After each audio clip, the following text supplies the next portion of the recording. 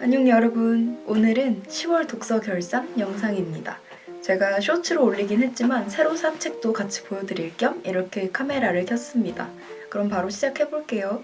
첫 번째 책, 임선우의 0000입니다.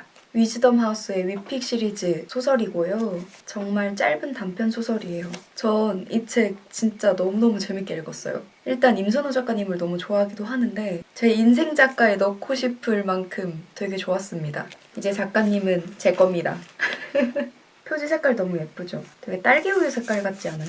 일단 위픽 시리즈라고 하면 재미는 정말 보장이 된 것 같아요. 그래서 짧지만 재밌는 소설 읽고 싶다 하시면 위픽 시리즈 정말 추천드립니다. 일단 구병모 작가님의 파쇄가 정말 유명하죠. 그리고 전 최진영 작가님의 오로라도 되게 재밌게 읽어서 위픽 시리즈에 대한 엄청난 신뢰를 가지고 있습니다. 뒤에 적힌 문구를 읽어드릴게요. 통장잔고 0, 인간관계 0, 행동 반경 0, 메신저 알림 0. 허술한 도어록 비밀번호 같은 삶을 살던 나는 어느 날 죽음을 맞이한다.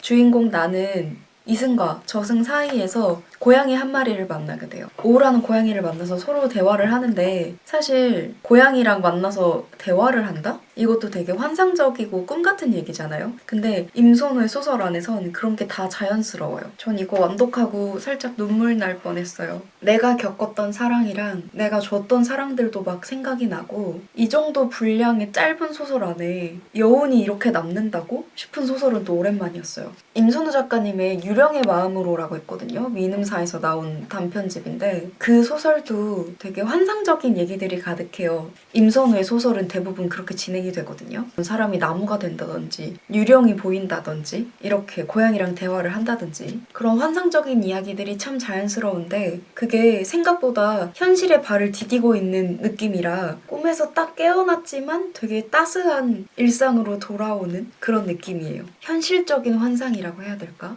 말에 모순이 있긴 하지만 제가 느끼기에는 그랬어요. 저는 너무 환상적인 판타지 이야기, 내가 뭔가 가늠할 수도 닿을 수도 없을 것 같은 그런 이야기들보다 조금은 현실에 뿌리를 내리고 있는 이야기들 참 좋아하거든요. 근데 우연처럼 임선우 작가님의 책을 만나서 이런 식으로도 환상적인 이야기가 자연스럽게 현실적인 이야기처럼 흘러갈 수 있구나 하는 경험을 해서 요즘엔 이런 소설들도 좀 많이 찾게 되는 것 같아요. 꿈 같은 이야기인데 그게 자연스럽다는 게 그런 사건들을 통해서 인물들이 자신의 내면을 들여다보고 결국 현실을 살아가는 힘을 얻는다는 것 그런 전개들이 임선우 소설만의 무기이자 매력인 것 같아요. 그리고 이 책의 좋은 점이 작가님의 인터뷰가 실려 있거든요. 그래서 소설을 좀 더 깊이 이해할 수 있고 작가님을 조금 더 애정할 수 있는 그런 코너여서 이 점도 참 마음에 들었어요. 위픽 시리즈 중에서 전 이 책이 제일 좋은 것 같아요. 저만의 1순위 위픽. 띠지를 벗기면 표지에 이렇게 문구가 적혀 있는데 다음에 또 만나자고 전해주세요. 이렇게 있어요. 이 소설을 다 읽은 사람이라면 이 문장이 되게 마음에 와닿을 거라고 생각해요. 궁금하시죠? 그럼 읽어보세요. 진짜 재밌거든요. 진짜 짧고 여운이 꽤 많이 남고 추천!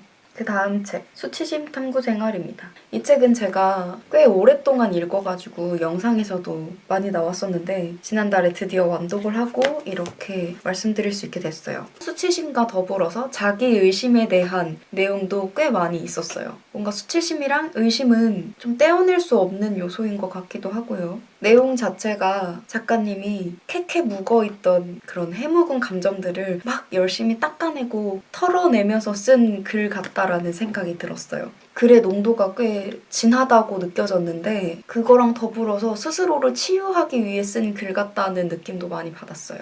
누구나 수치심을 느껴봤고 누구나 자기의심을 해봤을 테니까 그래서 공감되는 부분이 참 많았지만 반대로 반복되는 이야기도 많다고 느껴졌어요. 수치심에 대한 생각들이 꽉 차 있어서 앞으로 한 걸음 한 걸음 나아가는 게 그러니까 문장이 한 문장 한 문장 진행이 되는 게 읽는 사람으로서 살짝 반복적이어서 좀 버겁다라는 느낌도 받은 순간도 있었거든요. 앞으로 잘 안 나아가는 느낌이었어요. 그래서 전 읽는데 꽤 걸렸던 것 같아요. 자기 자신이 수치심을 느꼈던 순간들이나 자신을 의심했던 순간들에 대해서 정말 모든 걸 하나하나 다 짚으면서 설명하는 그런 태도의 글이라고 느껴졌는데 자신의 마음을 정말 솔직하게 쓴 문장들이 많거든요. 저도 한 번쯤 생각해봤던 것들이라 밑줄도 치고 공감도 했습니다. 답을 맞히는 게 중요한 사회에서 나는 자체로 완벽한 정답이 되기를 강박적으로 바라고 또 바라게 된다. 수치심에 대해서 많이 생각해 보신 분들이라면 공감할 만한 부분이 꽤 많은 책이라고 느껴졌어요. 10월에 읽은 마지막 책입니다. 나는 내가 싫고 좋고 이상하고. 백은선 시인의 산문집이에요. 제가 여러분들한테 백은선 시인 좋아한다고 종종 말씀드렸던 것 같은데 산문집은 처음 읽어보거든요. 백은선 시인의 거대한 일기장처럼 느껴졌어요. 읽으면서 내내 든 생각이 내가 이 사람의 이런 면까지 들어도 되는 걸까? 이런 마음이 들 만큼 정말 솔직한 이야기들이 많았습니다. 솔직해서 더 매력적이었던 것 같아요. 작가님의 고난이나 고된 마음들이 정말 여지없이 날것의 느낌으로 다 느껴지거든요. 그런데도 작가님은 열심히 뚜벅뚜벅 앞으로 막 걸어 나가세요.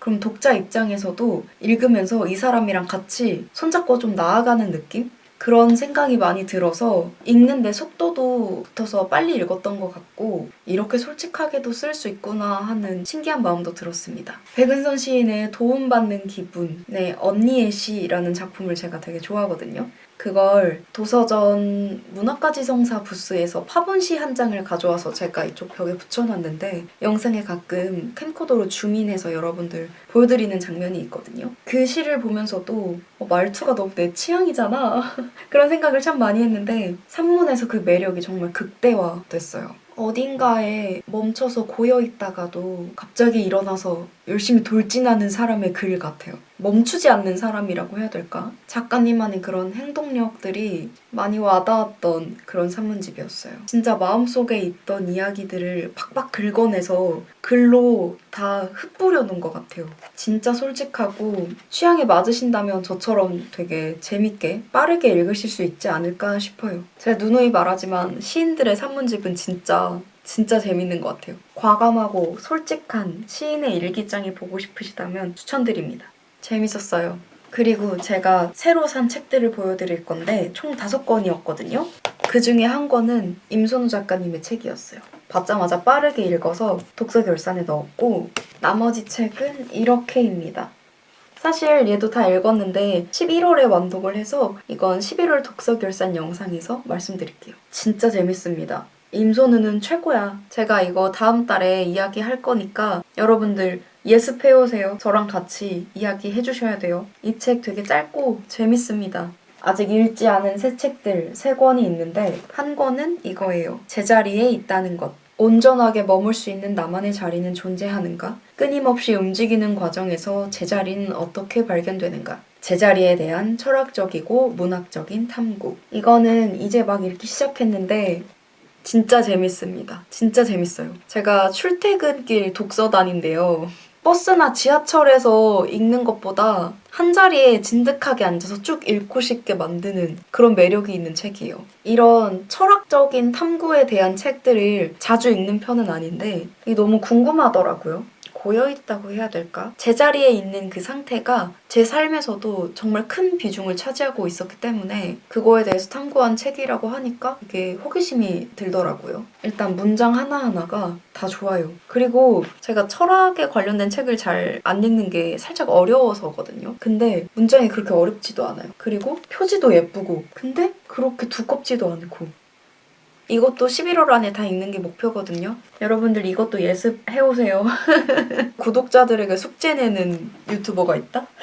저랑 같이 읽어요. 저도 이거 다 읽어서 올게요. 그 다음 책은 도어입니다. 이거 서브머그더의 장편 소설인데 예전에 독서 영상 올렸을 때 댓글에서 추천받았던 책이거든요. 장바구니에 넣어놓고 있다가 이번 기회에 구매를 했습니다. 이거 진짜 재밌대요. 저도 재밌다는 얘기를 주변에서 좀 들어서 진짜 기대하고 있는데 뉴욕타임스 올해의 최고의 책 2015년에 선정됐었나 보네요. 신영철 평론가의 추천사도 있고요. 4,000쪽만큼의 감정이 400쪽에 응축돼 있다. 진짜 재밌겠다. 그러니까 4,000쪽에 달하는 엄청난 감정의 서사가 이 400쪽에 다 들어있다는 소리잖아요.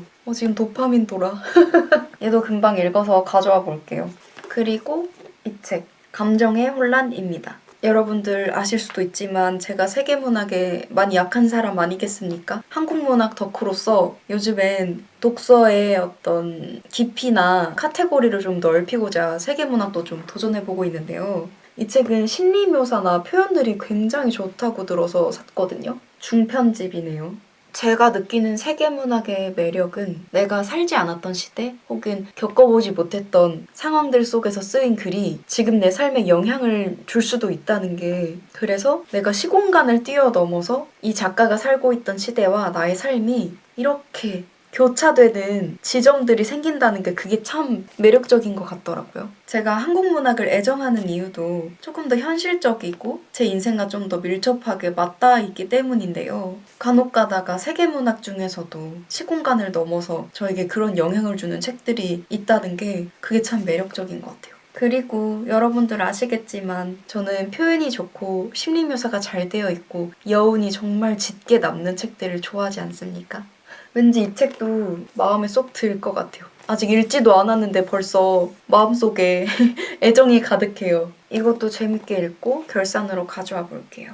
이렇게 10월 독서 결산과 새로 산 책을 보여드렸는데 여러분 요즘 뭐 읽으시는지, 어떤 거 읽고 싶으신지 댓글로 이렇게 남겨주시면 저도 한번 참고해서 장바구니를 꽉꽉 채워보도록 하겠습니다. 아, 나는 책이 그냥 좋다. 평생 책만 보고 영화만 보고 살고 싶다.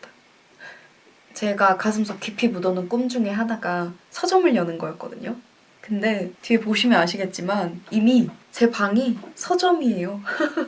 지금 여러분들은 안 보이시겠지만 제 앞에 책이 진짜 정말 많거든요. 병렬 독서로 인해 책장으로 꽂히지 못한 책들이 꽤 많아가지고 이것도 한번 정리를 해야겠네요. 아무튼 오늘도 이렇게 저의 독서 일기장에 와주셔서 정말 감사합니다. 틈틈이 짬을 내서 책을 읽으니까 생각보다 많이 읽게 되는 것 같아서 요즘 참 기분이 좋습니다.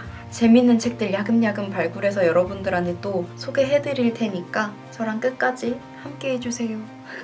그럼 오늘 영상도 여기서 마무리하도록 할게요. 저는 이제 위픽 시리즈의 팝업 스토어에 갈 예정이거든요.